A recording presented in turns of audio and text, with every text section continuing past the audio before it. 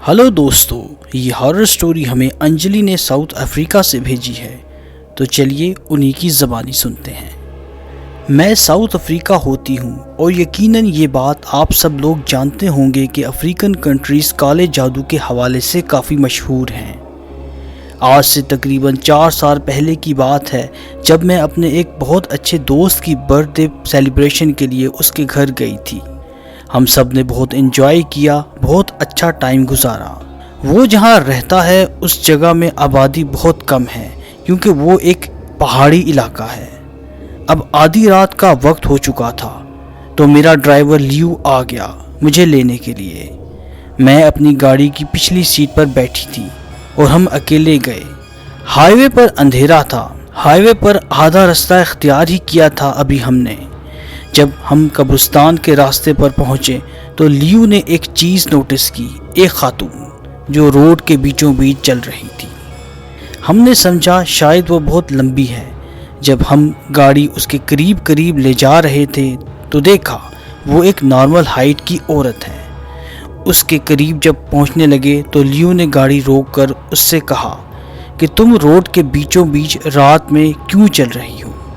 تو اس عورت نے فوراً اپنی زبان میں افریقن لینگویج میں لیو سے کہا کہ آپ مجھے میری لوکیشن تک پہنچا سکتے ہیں؟ اس نے کافی ریکویسٹ کی۔ اس نے بتایا کہ وہ اکیلے اتنا لمبا سفر نہیں کر سکتی، جگہ کافی خوفناک ہے اور اکیلے سفر کرنا مناسب نہیں ہے۔ لیو نے کہا کہ ٹھیک ہے، آپ بیٹھ جائیں۔ اب وہ لڑکی پچھلی سیٹ پر آ کر میرے برابر میں بیٹھ گئی۔ جیسے ہی وہ پچھلی سیٹ پر میرے برابر بیٹھی مجھے انتہائی عجیب سی بدبو محسوس ہونے لگی۔ وہ بدبو انتہائی عجیب اور گندی تھی کہ میں برداشت نہیں کر پا رہی تھی۔ وہ عورت اپنی عجیب سی آنکھوں سے مجھے گھورے جا رہی تھی، میرے بالوں کو انتہائی حیرت سے دیکھ رہی تھی۔ باہر بہت زیادہ اندھیرا تھا، ہم ہائی وے کے راستے سے گزر رہے تھے، کافی خوفناک اور بہت زیادہ سناٹا تھا۔ وہ عورت مجھے انکمفرٹیبل فیل کروا رہی تھی، کنٹینیوسلی مجھے ہی دیکھے جا رہی تھی۔ بالآخر اس کی ڈیسٹینیشن تک ہم پہنچ گئے۔ لیو نے اس سے کہا کہ میم آپ کی جگہ آ گئی ہے، اب آپ آرام سے جا سکتی ہیں۔ تو اس نے کوئی جواب نہیں دیا۔ اس کے بعد دوبارہ لیو نے اس سے مخاطب ہو کر کہا، لیکن اس نے پھر کوئی جواب نہیں دیا، بلکہ وہ مکمل طور پر میرے بالوں میں کھوئی ہوئی تھی۔ اس کے بعد لیو نے لائٹ آن کی، پیچھے مڑ کر جب دیکھا، جیسے ہی لائٹ آن ہوئی تو ہم دونوں کی نظر جب اس عورت پر پڑی تو ہم دونوں بہت گھبرا گئے اور بہت ڈر گئے۔ اس عورت کے دونوں ہاتھ مڑے ہوئے تھے اور پاؤں بھی الٹے تھے۔ اسے دیکھ کر ہم بہت گھبرا گئے۔ وہ دن ہماری زندگی کا سب سے ناقابل فراموش دن تھا، جس سے ہم چاہ کر بھی کبھی بھلا نہیں پائیں گے۔ گھبراہٹ کے مارے ہم دونوں کی حالت بہت خراب تھی۔ لیو دروازہ کھولنے کی کوشش کر رہا تھا لیکن دروازہ مکمل طور پر لاک ہو چکا تھا۔